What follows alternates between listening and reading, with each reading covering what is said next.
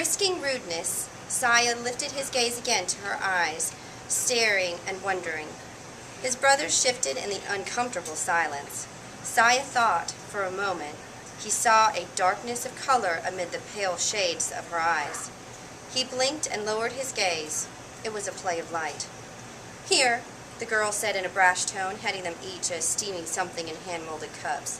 Unfamiliar smells wafted from the cups, their scent diverting the traveler's attention from the strange woman. Omen and Fazim lifted the mugs to test their contents when they heard a soft sound, like a grunt, from behind them. They lowered their cups and looked at the woman and girl, trying to ignore the night. "We have jerky we can share," Omen said, to distract from the night's discourtesy. Danielle smelled the cup and sipped it, letting the liquid play across his tongue as they spoke. The woman's eyes moved to the eldest. "No, traveler, that is much too difficult for me, but perhaps for the child." Her voice was whispering elegance and mystery again. She looked over to Fazim as he shifted, taking something out of his shirt. The young girl stopped before him warily. "It's venison, half a moon made, but it's still good," he told her and held it out. She paused, looking away from his face, and then reached for a piece of it. Fazim noticed how thin her arm and fingers were. He thought of asking her name, but realized no introductions had been given. It was better that way, so they didn't have to lie. She grasped a piece and then looked up at him, for as long as a fish jumps out of water for a fly. She turned with jerky in her hand and seated herself beside the old woman's chair again. She clutched the wood, chewing the piece of jerky and watching the strangers seated before her. Danielle swallowed and then exhaled audibly. They didn't chance affirming glances at each other or an accusing glance to the night. They lifted their mugs and tasted the woman's stew. They feared for a moment they might offend their host. The stew wasn't rancid or tart. It was its unfamiliarity and texture that struck them. They tasted a spoonful of herbs and possibly mushrooms. No meat or vegetables for flavor or sustenance. But they managed to swallow it without a grimace. They looked at the woman in perplexity that she had any flesh on her at all. Danielle set down his cup casually on the ledge, as if he were finished with it, and didn't lift it again. "It's nice to have company. We have so few visitors," the woman commented. She glanced at the girl, and the brothers realized that she'd been waiting until they ate until she spoke. "Why do you stay so far away from any city?" Miscia asked her. And after a moment, when she didn't respond, he added, "If you were closer to a northern village, people would know of you and visit you more often." She let a long breath that couldn't have been a sigh of her lungs, but of her bones. "I belong here. If people want to see me, they will have to come live here." "Are you of Arnith?" Fazim asked her.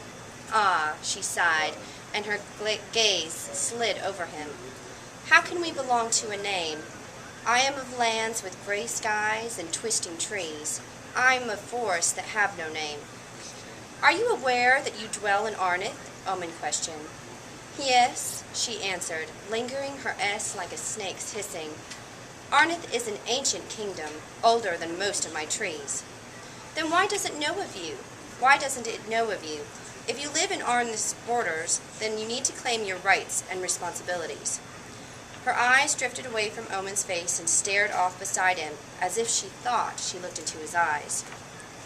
"What would Arnith have of us? We care not for concerns of leadership, and leadership has no concerns for us. We need no currency, and we have none to pay as tribute." "If you care not for your kingdom, then you should not dwell there." Omen's tone was severe, and Fazim and Miscia reproved him with a glance. He leaned back as he realized his rudeness. The woman paused, leaning back a little as well. "Do you think I am trespassing?" she asked him in a calm voice.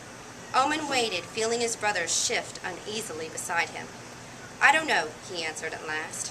"Well, perhaps I don't know either," she said with a small smile, making Omen release the breath he was holding. "But if a trespasser I am, what does that mean for you?" One of her hands motioned to the soldier beside him, but she didn't look at him. "As a servant of Arnith, I would require you to claim your loyalties, or—" the knight paused with a glance to the princes. "I would be forced to relocate you." "Well then," she said immediately, with no nervousness or malice in her words, "I should prove my loyalty, shouldn't I?" Her face turned to them, her expression both playful and challenging. The soldier didn't answer. His face became more stern and suspicious.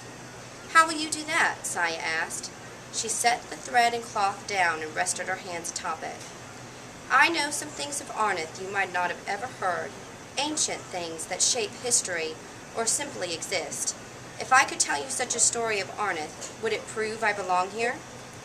Perhaps, Danielle answered after a silence, his tone softening as he watched the strange woman closely. I can tell you a story forgotten by Arnith's historians. Vines now grow on the vaults that keep the story from degrading. She paused, seeming to study them with her lifeless eyes. Are you sure you will trust me with your story? A story can change a person. Stay with them, following them through life. Stories can only take you where you wish to go, Miscia answered her. Fazim and Omen glanced at him. It was one of the White Cane's antics. Very well. Her lips pressed together, still a moment. There once was a man, wisdom in his eyes, strength in his arms. He drained his blood to feed his land, and it became prosperous. The old woman's voice changed, became taut, disturbed, and tentative. There once was a man, 3 sons were his, enough to inherit his legacy, but they couldn't keep it. Promises that can't be kept washed blood from their hands. The princes stopped eating. The comfort they had felt from the warm fire and the strange house vanished. The man loved each of them. The man wanted to give them all, to pass his life to their future. 3 sons, each with strength and possession, washed blood from their hands. More light seemed to come from the fire, though it hadn't been stoked. They could see her entire form clearly, seated motionless in the chair, except for her hands moving meaninglessly before her, and her colorless eyes shifting from one to the other of them. The man loved each of them. They owned their destiny, but the story is wrought with loss. The father will fall, and his heir will follow, and the next, again and again. The old woman looked at Omen. Their love betrayed them, promises that couldn't be kept, washed blood from their hands. They will fall until the man's lineage is finally broken, and the next, again and again. Fazim's jaw tightened when her eyes went to him. Ruin and anger appall the skies, like a desert void of life. The sun is ready to warm, but nothing is there. Nothing reaches towards its rays. In darkness it has all been slain. For one brother will betray the others with such treachery that it will change the destiny of Miscia forever.